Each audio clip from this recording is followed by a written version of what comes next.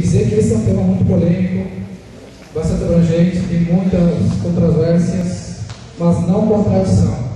A gente tem que colocar esse ponto sempre em primeiro plano, pensar controvérsia, mas não contradição. Porque a ética ela exige essa reflexão, essa passividade, essa disposição para a discussão do tema e assim por diante. Então, eu gostaria de agradecer também a confiança de ambos, E enquanto estive preparando essa palestra, estive agradecendo também.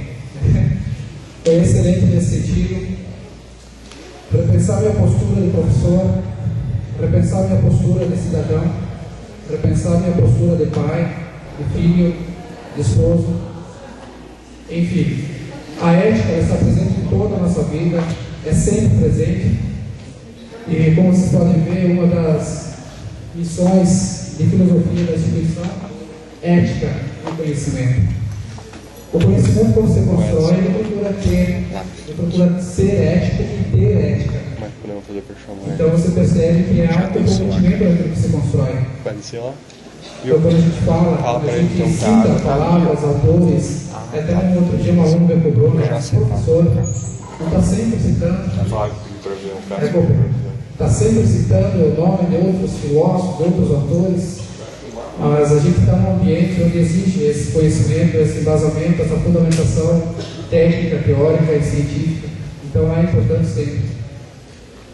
Se vocês quiserem, vocês podem fazer uma observação durante a palestra em sentido de questionar o que é.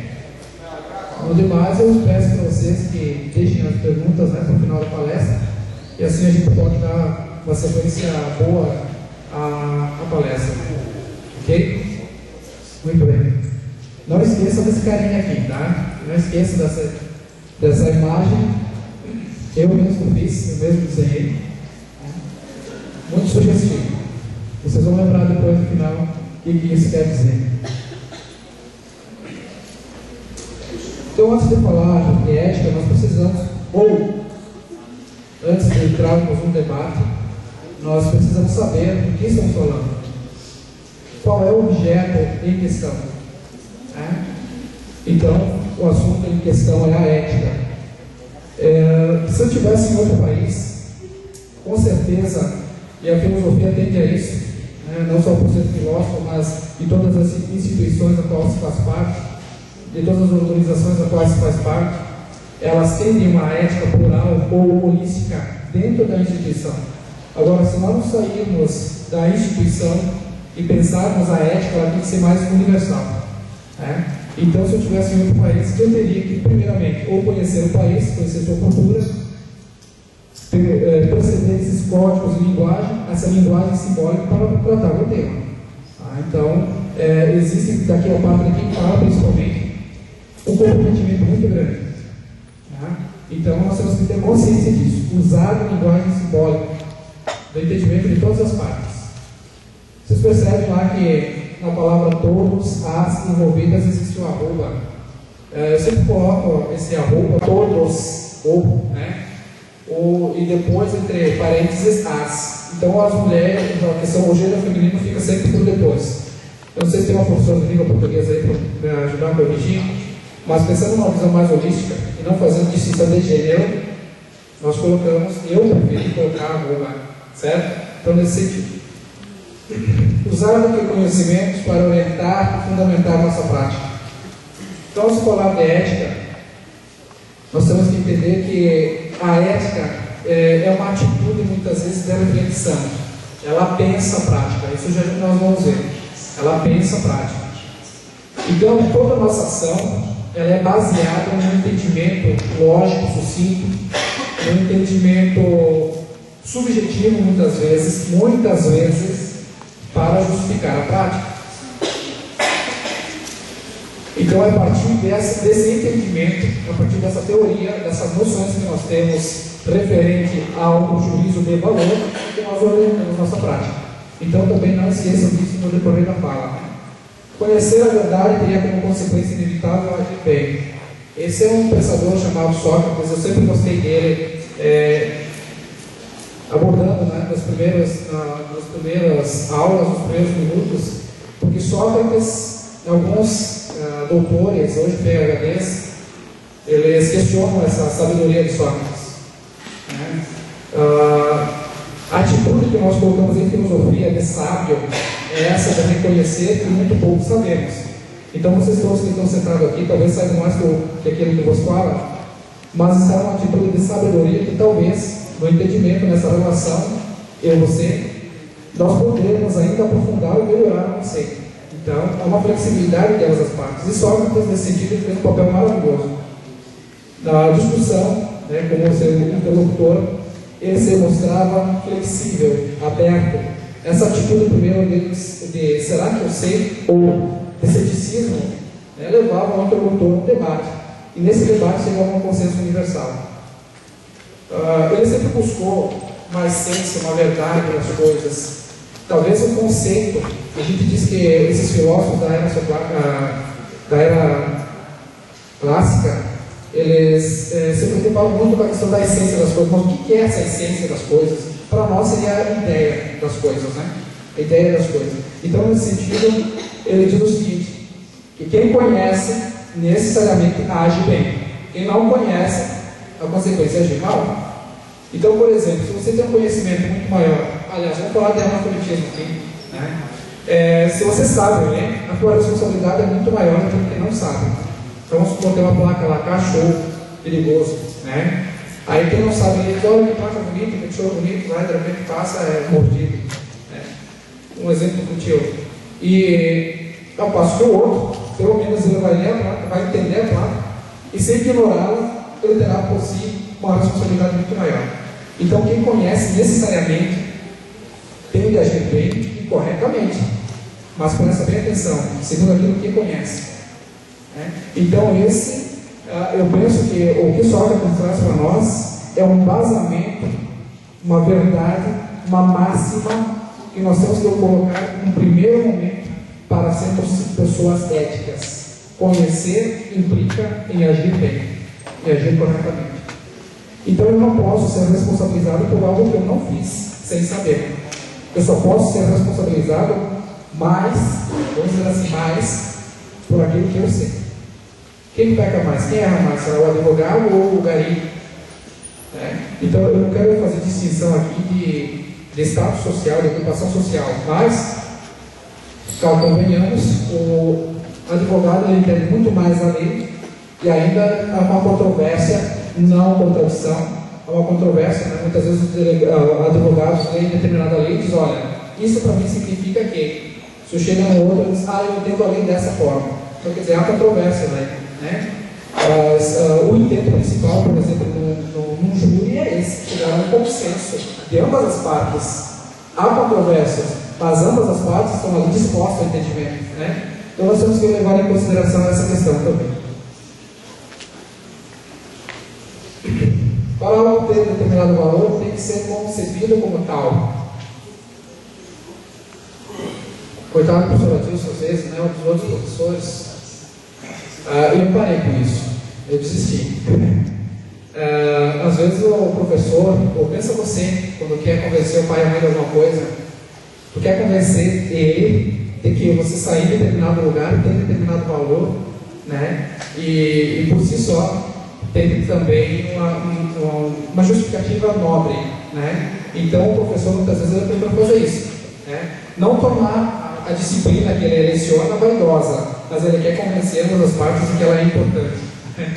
Então é um princípio de vaidade talvez nosso, mas para que algo tenha realmente valor para a gente, primeiro nós temos que projetar. Eu tenho que entender que isso tem valor para mim. Daqui a pouco a gente vai ver Kant, eu gostaria de passar brevemente, rapidamente isso, mas eu não gostaria de atropelar as coisas no sentido de que você não entenda. Eu quero passar a sequência, ao passo que você entenda o que eu quero dizer, o que está aí. Então, para algo ter um determinado valor, muitas vezes ele tem que ser valor subjetivamente, para mim. Não importa se para os outros tem valor ou não, mas para eu tem. Vamos pensar que de repente alguém derruba uma caneta no chão e alguém vê e diz, eu não vou julgar isso aí porque não é responsabilidade minha, você que estudar junto. Né? Essa é uma noção que ele tem, um juízo que ele faz, tem valor. Né? Agora, outro que percebe, talvez por educação ou por algo mais nobre, ou por um valor mais adequado, socialmente, ele vai, pega, junta e a entrega a você. Então veja bem, para que algo de fato realmente faça sentido para mim, eu tenho que entender como valor. Então você pode estar sentado aí e dizer o seguinte: poxa, mas essas falas para mim talvez não tenha sentido ou significado. E isso é ótimo. É ótimo que a gente faça juízo de valor. Mas percebe que em todas as instâncias que se vá, há um código de ética, leis, normas, regras, enfim, coisas que orientam o teu comportamento, o teu agir. Dentro da empresa não é diferente. E você vai observar isso. Você vai observar isso. E ainda, se quiser permanecer, terá que assumi-las, assimilá-las, muitas vezes. E negar alguns que você tinha até então com pouco valor, negar os teus e assumir os outros.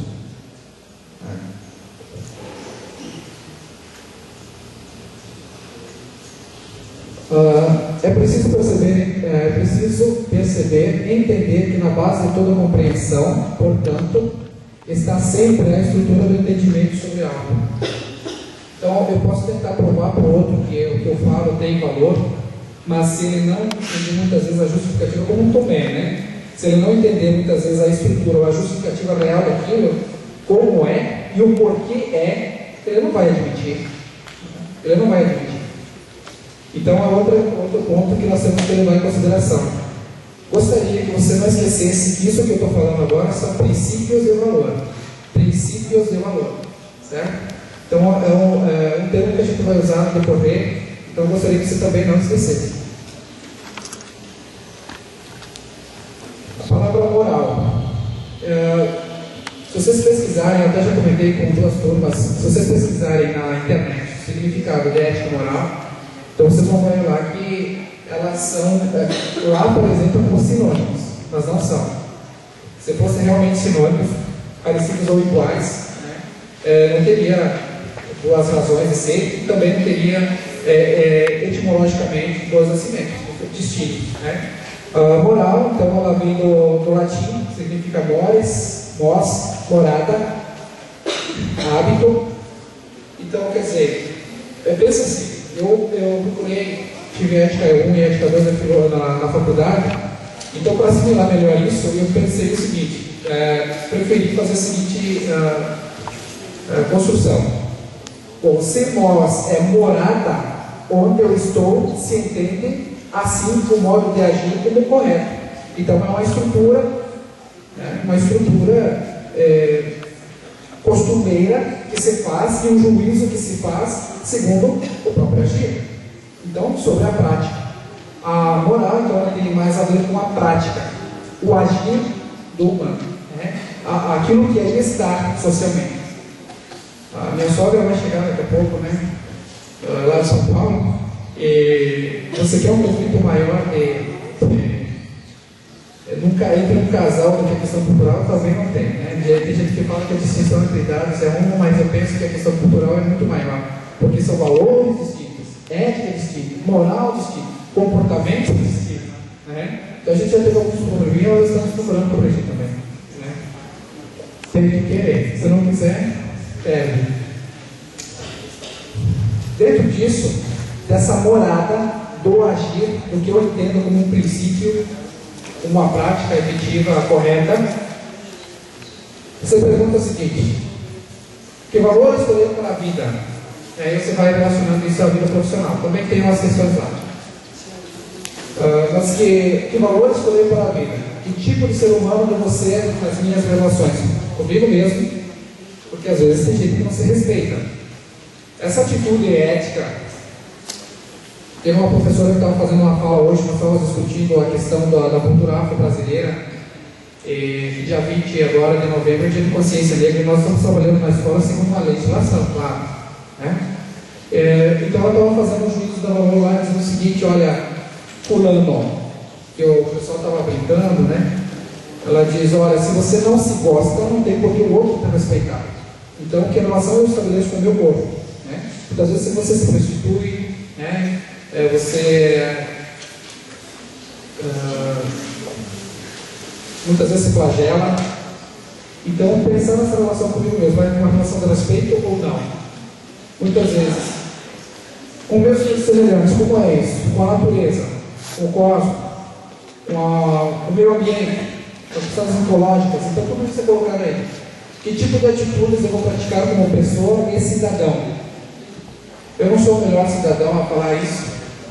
Eu lembro de uma frase de um imperador romano, eu acho que era o segundo César. Eles chegaram e ofereceram para ele um prêmio, dizendo o seguinte: olha, César, esse prêmio aqui é um reconhecimento nosso segundo o seu valor. Ele disse: olha, dá para o meu cavalo, ele merece mais que eu sou muito coerente. Vamos pensar em Paul Sartre, também um filósofo francês, existencialista do século XX. Ofereceram o prêmio Nobel para ele de literatura, entre outros critérios. Aí ele chegou e disse: olha, eu não vou aceitar isso, porque se eu aceitar isso, eu vou reconhecer a tua instituição como tal. E como eu não conheço totalmente, então eu enveneno. E disse: dá para outro quem quiser. Então são juízos que a pessoa faz também consigo e com os outros, né? Mas como cidadão, como eu reajo perante a sociedade, como é a minha atitude geralmente? Respeito às leis de trânsito, né? Sou pontual no trabalho, isso me cobra bastante, e assim por diante. Moral e direito. Normas morais é uma coisa e normas jurídicas é outra. Ambas são estabelecidas pelos membros da sociedade. Então, para que alguma coisa tenha valor, é preciso que a sociedade estabeleça como valor. A ética sozinha, de um indivíduo só, uma moral de um indivíduo só, não vai ter validade nenhuma. Para quê? Para quê? Você lembra que até o mais religioso, pegado a Eva, por exemplo, existiu entre eles um princípio moral de não fazer. Né? Mas essa concepção de mal também a gente vai discutir. Mas entre ambos, a relação entre os indivíduos, a base de uma sociedade, que é as relações sociais, essa superestrutura que são as instituições, escolas, partidos políticos, ONGs, religiões, enfim, todas partem dessas relações que nós estabelecemos com os outros. Né? Então, a partir dessas relações, nós criamos juízos de valor, nós criamos a moral, nós criamos uma ética. Então, quer dizer, para que eu seja como o outro, eu preciso estabelecer para ele um certo pacto social, que me torne liberto, que torne ele também liberto. Então nós temos que respeitar esse limite que há entre nós, segundo esses códigos, segundo esse princípio ético. Ambas são regularizadas por grupos e pessoas. O que é comum? Devem ser seguidas por todos, são como propostas a uma melhor convivência, oriente-se por valores culturais próprios de determinada sociedade, tem o caráter histórico. Esse caráter histórico é uma coisa interessante, porque se você pensar bem, no decorrer de toda a história, vamos pegar a data da civilização, que eu sempre gosto de falar, 25 mil anos antes de Cristo, nós mudamos muito radicalmente segundo esses princípios que norteiam nosso agir, nosso comportamento. Até o ponto que nós chegamos a discutir genoma humano, engenharia genética, hoje falar do ser humano ciborgue, falar de inteligência artificial. Quer dizer, são coisas que permeiam o nosso meio, mas que nós construímos coletivamente. Quer dizer, nada é aprovado sem que esteja para estar na atualidade, para estar no presente, sem que tivesse a nossa permissão, sem que tivesse a nossa aprovação. Aí a gente vai dizer: poxa, mas não perguntaram sobre isso. Mas geralmente a atenção que a gente dá à mídia, a atenção que a gente dá ao outdoor, a publicidade, a propaganda, entre outras questões, fazem com que isso aí, né, se expanda de um certo modo. Hoje nós discutimos com a quarta fase de sistemas. Nós temos essa engenharia toda, né, a tecnologia, enfim, essa era da comunicação muito importante, muito avançada. Nós temos acesso à informação rapidamente, às coisas, e muitas vezes não fizemos medida, julgamento, não estabelecemos relação com aquilo que estamos ouvindo ou da qual estamos sendo informados. Então o que acontece? Passivamente nós recebemos essas informações e assimilamos elas, de qualquer forma, sem qualquer juízo. Então, esse é um problema. Mas veja bem, todas as coisas mudam conforme tempo, lugar e espaço. Vamos pensar no conceito de família, por exemplo. Até o século XIV e XV não existia isso. Não existia o conceito família. Só passa a existir depois do século XV, XIV, XV, XVI em diante. Olha quantas vezes, pensa bem, quantas vezes nós mudamos desse conceito de estrutura familiar. Qual que é o modelo de família a ser seguido hoje? Existe. Hoje é aprovado o casamento entre homossexuais, quer dizer, temos uma família nova e moderna também, ou a família nova e moderna, na verdade, é o irmão que sustenta o outro, ou o pai e a mãe que abandonam o filho e deixam para a avó, e assim por diante. São vários conceitos de família. Qual que é melhor? Não pergunte não.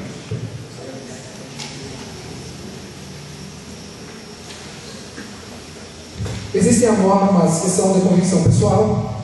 Aquilo que Kant falava, ele dizia o seguinte, que para algo fazer sentido e valor, eu tenho que entendê-la como algo subjetivo. Então, muitas vezes as normas são pessoais, ela é tua, não é de mais ninguém. Mas como é que a gente faz isso? Nós assimilamos a partir daquilo que nós conhecemos. Eu sou um pouco empirista nesse sentido. Vamos pensar que o juízo de valor, o critério de valor que a gente faz entre beleza, por exemplo, ele é segundo o quê? Segundo as nossas experiências. Nós vamos fazer um juízo de valor segundo aquilo que conhecemos. Se você quiser projetar um homem bonito, uma mulher bonita e assim por diante, você vai julgar ou fabricar, fantasiar na sua mente, criar na sua mente segundo aquilo que você conhece. Talvez se você for para outro país, passar a conviver lá um bom espaço de tempo, então você vai assimilar outro juízo, vai fazer outro juízo do valor segundo essa estética. Eu falava com o pessoal quando comentava sobre a antropologia filosófica, do outro modo, o pessoal japonês, o conceito que eles têm de beleza, pessoa branca, branquíssima. Tanto que os filmes que você assistiu, muitas vezes eles passam de pó na cara, pó é tinta, de fato, Eu seria a geração da natureza lá, mas esse é o critério. Vamos pensar no gordinho, que na Idade Média era sinônimo de beleza e de saúde. Hoje nem pensar. Está significando isso. Hoje existe conceito de beleza sobre a idade. Olha que crime. Eu penso no crime. A terceira idade desfilando nas passarelas. Veja bem, é como se nós negássemos uma natureza para incorporar outra. Quer dizer, é triste ser velho, resumindo. Então, a sociedade atual faz isso. Não sei que necessidade é essa de nós sermos no tempo e espaço, evitar ou envelhecer, evitar ou morrer e assim por diante. Mas são critérios. Enquanto as normas jurídicas devem ser empíricas, são de pena de punição do Estado em caso de desobediência. Eu lembro de John Locke, século XVI, ele dizia o seguinte: o Estado tem a responsabilidade apenas de promulgar as leis, de fazer com que as leis sejam cumpridas. Não tem outro objetivo senão intervir na questão econômica nem pensar. Da relação entre indivíduos nem pensar. Quer dizer, quando os indivíduos, ambas as partes, estiverem envolvidos numa relação de conflito, então o Estado intervém. Mas é um juízo que se faz numa norma moral, jurídica. Então, o Estado ele vai agir sob pena. Se você dizer o seguinte: olha, eu não vou fazer tal coisa, segundo a lei, então essa norma ela é jurídica, ela é movida por uma lei, então segundo essa lei é que você vai observar a aplicação legal da mesma. A punição no campo do direito está prevista na legislação, ao passo que no campo da norma, da moral, a sanção eventual. Pode variar bastante, pois depende fundamentalmente da consciência moral do sujeito. Aquilo que você entenda como punição para si. Puxa, por que eu não fiz diferente? Talvez o outro teórico, o critério, o julgamento, enfim, mas é um julgamento social que se faz. Se usou muito isso na Idade Média. Eu gostaria muito de trabalhar a ética na questão histórica, mas não dá, o tempo não permite. Mas a questão histórica, pensamento ruim, ou tendências corporais, se entregar às paixões, aos vícios, enfim, era como algo ruim, mal, perverso. Então as pessoas tinham que, por exemplo, voltar-se mais à contemplação, voltar-se mais ao trabalho, para poder purificar esse corpo, essa alma e assim por diante. Então o indivíduo passou a associar algumas coisas, alguns vícios, enfim, como algo mal. Então ele não se permite isso. Mas onde está expressa, ele não existe, talvez não exista na expressão jurídica, legalmente falando, mas ele entende como um juízo de valor, talvez religioso, que não o faz.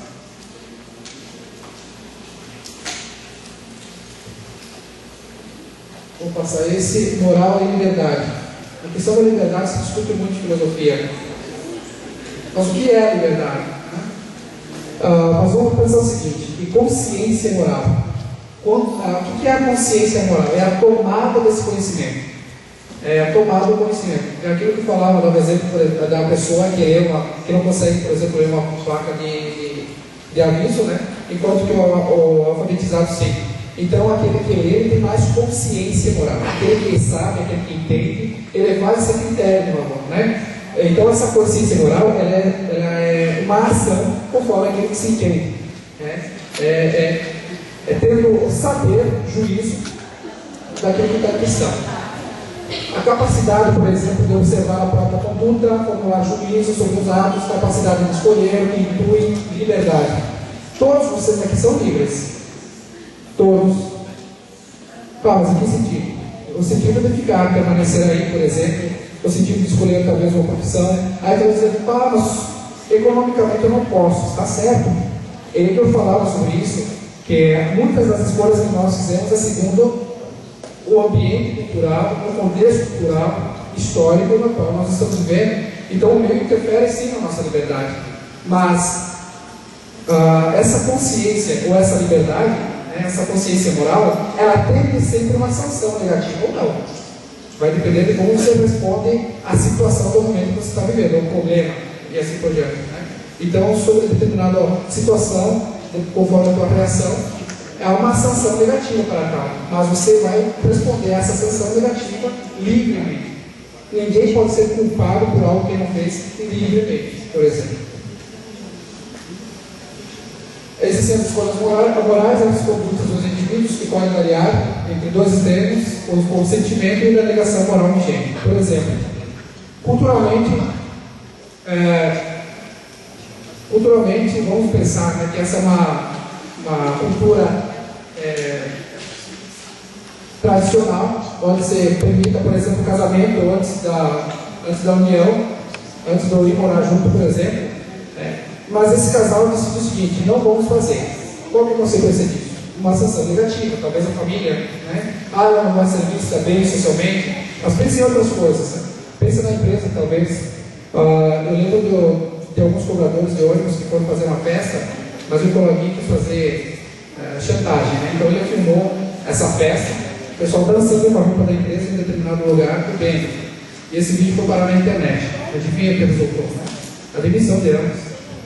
Não sei se alguém acompanhou esse fato, mas existe esse consentimento de ambas as partes, tua ou não, de aceitar aquilo como um valor, como um critério de valor, embora consciente, mas responder a isso livremente.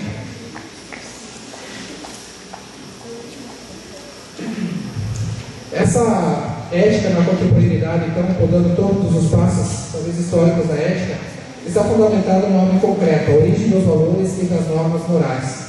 Então, nós vamos perguntar, professor, fazer isso é ética? Você entende que é? Você faz um juízo de valor segundo o ambiente onde você está. E, geralmente, uma pessoa que chega numa sala de aula, que ela não conhece ninguém, vem de fora, ela é muito observadora no primeiro momento. Ela pode ser muito extrovertida, mas no primeiro e segundo momento ela vai se manter praticamente apática a tudo. Até que ela entenda o que está acontecendo, aquilo que se pode fazer ou não pode. Então, a partir disso, ela vai fazer um juízo, um critério de valor. Então, aquilo que ela entende, aquilo que ela consegue, aquilo que ela está vivendo, não é questionável. É passível de entendimento apenas. Então, o homem concreto é esse. Ela recusa, muitas vezes, a fundamentação exterior transcendental para a moralidade. Aqui eu já falei sobre a questão de Hegel, onde a fundamentação da ética é histórica, que deve ser levada em consideração o indivíduo e a comunidade, a sociedade onde ele está inserido. Nada a ver com aquilo que Kant pedia, dizendo que o que tem que ser considerado é apenas a vontade, a subjetividade de quem entende. Não, aqui não. Aqui a sociedade ela é levada como se fosse num prato, numa balança. Então você busca um equilíbrio entre você e a sociedade. Mesma coisa a instituição. Mesma coisa a organização. Você está dentro da organização, você está dentro da empresa, você entende quais são os valores morais da empresa, e você vai ter que se adequar com ela. Então você pode muitas vezes questionar, e é onde nós queremos chegar, o ponto final dessa palestra. Você pode até questionar sobre esses valores. Às vezes você não de fato mudá-los ou não, é outra questão. Se a empresa permite ou não, também a discussão, a reflexão sobre determinado critério, sobre o comportamento ético ou moral, é outra questão também.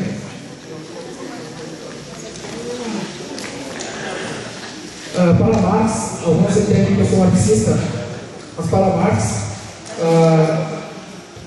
Marx, essa construção, essa ética, essa moral que nós temos, ela é coletiva, ela é resultado de um processo social, ela atende ao consentimento de todas as partes, inclusive do sujeito, que sou eu, que é você. Então, muitas vezes é o seguinte, você pode discordar do que está se vivendo muitas vezes, mas você terá que concorde, porque aí está. Emile Durkheim, um filósofo e antropólogo, falava sobre isso. E quando uma criança nasce, por exemplo, tudo que está exterior a ela vai ter que assimilar de alguma forma. Ela vai ter que assimilar de alguma forma. E por quê? Porque ela necessita sobreviver, embora ela seja contra o que está aí. Então existe outro critério que é a da coercitividade, que é imposto para Marx. Nada do que a gente vive muitas vezes é positivo, porque faz parte de uma ideologia social e de uma minoria majoritária que não tem poder, por exemplo. Então é como se todos nós vivêssemos uma ideia que um poder tal teria a fazer com que a gente vive. Jürgen Habermas, esse cara também da escola de Frankfurt, ele criticava, questionava todos os valores e tudo aquilo que se cria diante da tecnologia e da informação. Ele diz o seguinte: olha, para que algo venha à tona, nós temos que perceber aonde nós queremos chegar com isso. Nós temos que fazer um juízo de valor. O que estamos dispostos a perder com isso? Então, ele diz o seguinte, que numa análise de linguagem, a ética ela deve ser fundamentada no diálogo. Eu lembro que eu disse para a maioria das turmas, que eu dou uma boiada, por exemplo, para não sair de uma discussão, de um debate. Por quê? Porque eu preciso entender, eu preciso me melhorar. Estar flexível não significa ser sábio também, mas quando você é flexível, muitas vezes não quer dizer que está aceitando o que o outro está dizendo.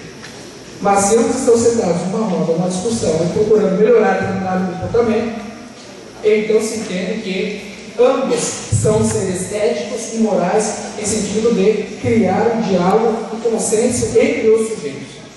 A ética médica, ela parte disso, a ética da enfermagem, ela parte disso, a ética administrativa, ela parte disso, todas as áreas. Existe uma ética também entre as pessoas que se casam, por exemplo, que se namoram, entre amigos e assim por diante.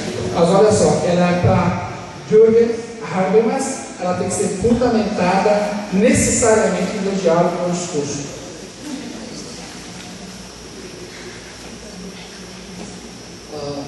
A razão comunicativa não é pronta, nem acabada, mas se constrói a partir de uma argumentação que leva ao entendimento dos indivíduos. Só para concluir essa parte, Pedro Guareschi, ele fala sobre a comunicação alternativa, que nós temos que propiciar a todas as partes a possibilidade da participação dessa construção desse código de ética, dessas normas, dessas leis e assim por diante. Eu até fiz no primeiro semestre o curso de psicologia, a primeira fase. Nós fizemos alguns combinados, o que poderia ser feito e o que não poderia ser feito. É quase que impossível fazer, por exemplo, numa quarta fase, esses temas ou outros, porque nós queremos isso, nós queremos a nossa ética, o nosso valor, e você que está chegando, você assimila ela, não é verdade? Agora veja bem, no campo profissional, que é onde se propõe a reflexão teórica e prática, nós temos que todos os que estão sentados aí, por exemplo, fazer a seguinte indagação: que tipo de indivíduo na organização eu devo ser? Sou flexível, sou aberto à discussão ou não? A empresa também vai perceber assim. O que eu devo fazer para ser um bom profissional? Não basta chegar na hora certa, não basta cumprir com o plano de ensino, por exemplo, professor, ou vocês, não basta chegar a todas as regras, se subordinar a um critério hierárquico dentro da empresa, mas eu tenho que ser mais. Qual é o meu diferencial? Qual é o meu diferencial dentro da organização, dentro da instituição? Isso tem que ser levado em consideração. Faz parte de um princípio ético e moral também. Que valores eu escolher para guiar-me institucionalmente enquanto organização? A palavra ética, então, vem de éticos, modo de ser ou comportamento. A ética, pessoal, é mais teórica. A ética, como disciplina, por exemplo, ela estuda os comportamentos culturais. Nesse sentido, ela seria a própria reflexão nossa. É quando você chega diante do teu travesseiro à noite, muitas vezes, e pensa: o que eu fiz é certo, o que eu fiz errado. Então é um julgamento que se faz. Essa noção de honesto e desonesto são estruturas que nós vestimos. É o modo do ser da pessoa. Então faz parte dessa estrutura do ser humano. ela busca compreender a fundamentação das normas, as proibições e as explicações próprias de cada existir humano, de cada contexto. Ética tem a reflexão sobre a moral, como eu já falei, busca a aplicação do conhecimento sobre aquilo que você conhece, sobre aquilo que eu sei, e a aplicação da mesma é construir segundo aquilo que deve ser. Muitas vezes na empresa, tu vai questionar, mas eu não vou fazer isso, mas é o que deve ser, está instituído, é uma necessidade. Quando pensar os professores agora que fizeram greve, né? Eu falo sempre a mim, né? Sempre eu, eu sempre me vejo e coloco diante do espelho primeiro com uma reflexão para depois partir ao outro. Então eu também fiz greve. No princípio ético e moral, eu diria o seguinte, eu tenho que telepor essas aulas. Se eu não tivesse princípio moral, eu não teria obrigatoriedade nenhuma. Eu não teria, Adilson, obrigatoriedade nenhuma a telepor essas aulas. O Estado, depois do dia 18 de dezembro, poderia dizer ele que contrate outra pessoa para telepor essas aulas. Mas segundo o juízo de valor que eu faço, uma ética que eu conheço, que eu sei, que eu tenho como princípio, como modo de ser Adilson, né? Eu quero, por exemplo, mesmo terminando o ano letivo, devolver aquele direito que eu tirei, por exemplo, de um aluno. Mas olha, eu estava num estado legal de vigência, né? Meu comportamento naquela fase da greve era legal. A questão do homem é um ser que se constrói com os outros. Aristóteles diz que o homem é um ser de razão. Então essa questão de paixões, juízos, deixa de lado. Agora, racionalmente, o que eu devo fazer? Numa empresa, numa organização, nós precisamos esse critério de valor também. O que eu devo fazer? Eu não gosto de trabalhar, não gosto do chefe, não gosto da roupa que eu estou usando, não gosto do horário. Mas o que eu devo fazer enquanto indivíduo pertencente à organização? Esse critério tem que ter também. O que consideramos bom, justo, moralmente correto para tomar decisões? Isso faz parte da ética também, dessa estrutura que nós temos enquanto pensamento. Não é exterior ao outro, ela faz parte de mim. Eu posso construir coletivamente, mas ela faz parte do meu ser pessoal. Existem os valores que mudam a cada dia conforme o tempo, né? Por exemplo, a questão da família é uma questão. O ser humano age de acordo com os valores que ele tem. Muitas vezes ele cria hierarquia de valores, coloca a família em primeiro, o trabalho em segundo, e ele mesmo em terceiro, talvez. Né? Mas ele faz essa estrutura de valor, ele tem essa liberdade de criar essa estrutura de valor. A ética tem condição transcendental, ou seja, de superar-se a cada dia, constantemente, segundo uma prática que você promove. A partir disso você faz um juízo, a partir disso você modifica o teu entendimento sobre alguma coisa. O conhecimento que se faça, eu gosto sempre de trabalhar o conceito de aprendizagem. O que é aprendizagem? A aprendizagem seria a transformação, uma mudança que ocorre no nosso interior. Bom, se eu sou capaz de aprendizagem, eu sou capaz de muitas coisas. Eu sou capaz de transcender esses princípios, por exemplo, que eu tenho. Né? E a gente manifesta publicamente. A ética parte da realidade concreta, da ação, da realização e construção conjunta, não de cima para baixo. Isso deveria ser. Isso deveria ser. As empresas, segundo o que o Rodrigo parece, elas deveriam propiciar isso nas organizações, ou seja, fazer com que os indivíduos eles participassem dessa formação. Né? Então, onde você possivelmente poderia criar um ambiente sadio, um ambiente confortável, um ambiente que faça bem. É engraçado, não sei se vocês já viram isso, mas nos Estados Unidos, muitas vezes, em muitas empresas, os colaboradores, né, indivíduos da instituição a qual pertencem, eles podem levar muitas vezes o cachorro para casa, para o trabalho, eles podem trabalhar muitas vezes em pijama, podem usar uma roupa extravagante, por exemplo, uma sexta-feira. Né? Então existe essa conduta, né? essa orientação entre eles. Então, veja bem, coletivamente nós podemos fazer isso. Agora veja, se eu entendo aquele princípio da empresa como um valor, então eu vou produzir bem mais.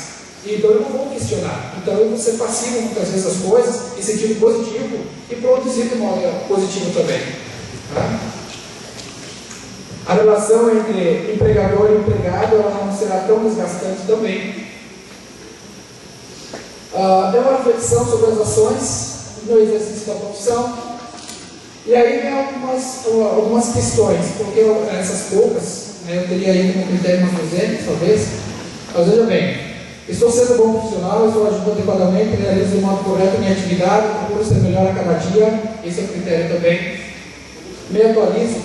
Essa pergunta, procuro ser melhor a cada dia, faz parte da estrutura ética, não da moral, mas da ética. A ética torna-nos prudentes para nossas ações, para a obtenção provavelmente não apenas de benefícios, porque muitas vezes as pessoas pensam no que vou receber conforme essa ação que eu estou realizando. Qual será a minha recompensa? Qual será a minha paga? Né? Terminando já. A ética nos faz captar a necessidade da autoreflexibilidade, do que é coerente ao agir. É um juízo que nós fizemos também. É sempre pessoal. A ética prática, nesse sentido, faz referência também ao mundo moral, pois é imediato experimenta teoria para o agir na atitude que nos relaciona com os outros. Essa questão de reivindicar qualidade é sentar aquela mesa que nós fizemos, né? Significa, pois, levantar pretensões diante da comunidade.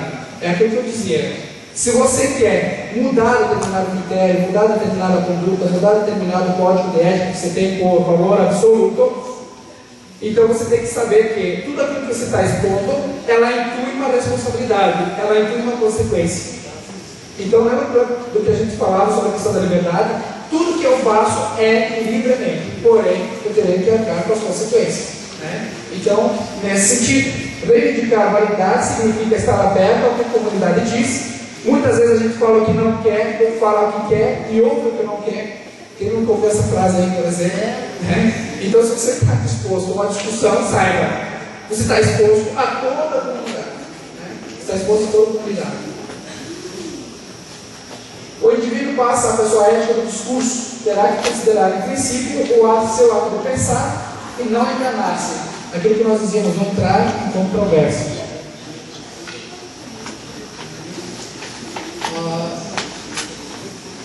Vamos passar isso. Quem argumenta reconhece implicitamente todas as possíveis pretensões de todos os membros da comunidade, a qual eu falava, né? Da comunicação, que possam ser justificadas por argumentos racionais. O princípio da autonomia da vontade é o abrir-se ao diálogo como o único modo de resolver racionalmente os conflitos. Quando se tem um conflito numa empresa, eu fiz um combinado com a turma também, né? Quando nós temos um conflito, quando a gente não consegue resolver, o que a gente faz? A gente procura conversar com quem da responsabilidade. Né? Por exemplo, se eu tiver um problema lá com o pessoal da administração, segunda fase, eles sabem, foi um critério, um código de ética nosso que nós criamos, que nós temos que sentar e discutirmos entre nós.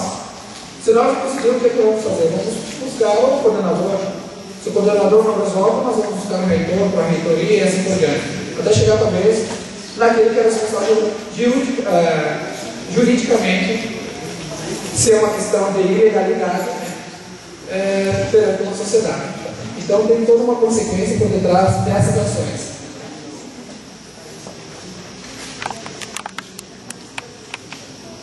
Pós-convencional.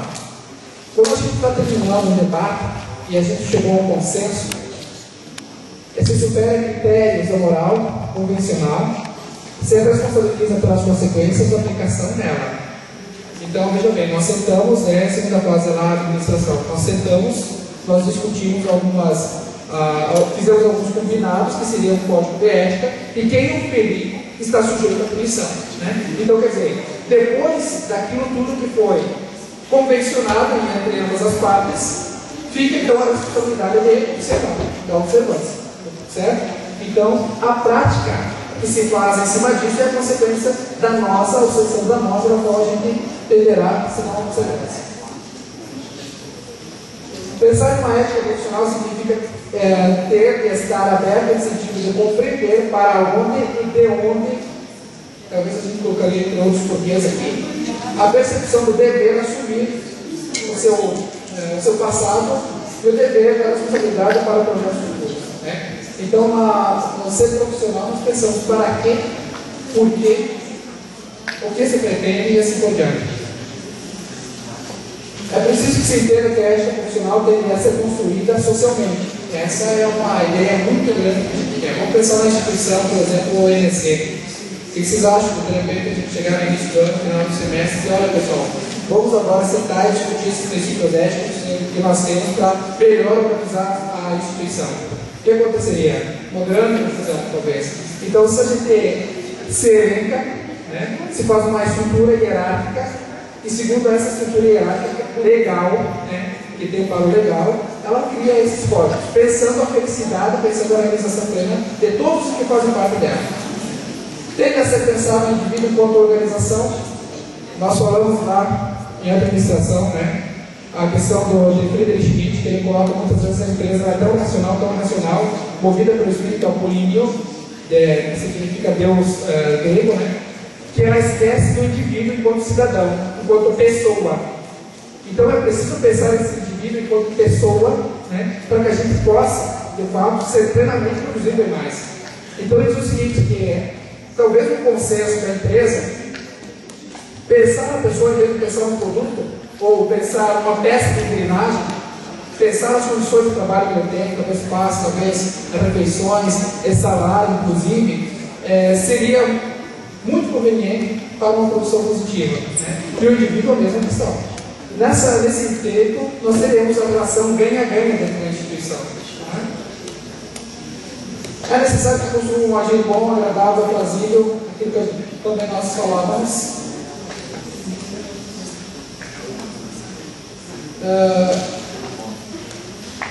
Alguns critérios, então, para ser ético. Estou resumindo que eu tenho que estar se votando.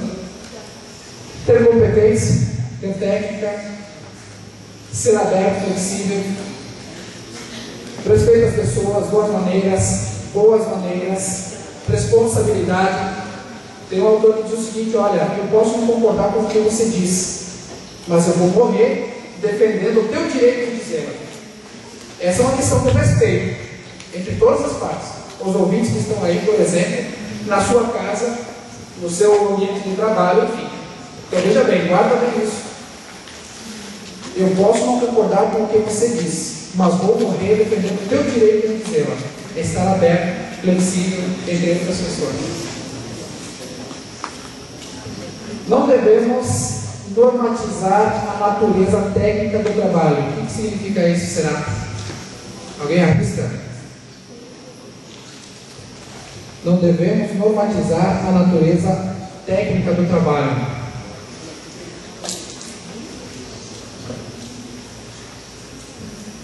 Ney, pessoal lá da administração, alguém? Enfermagem?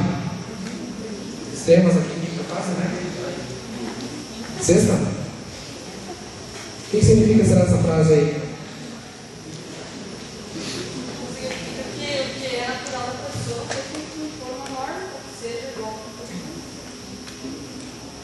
É uma ideia. Quem mais?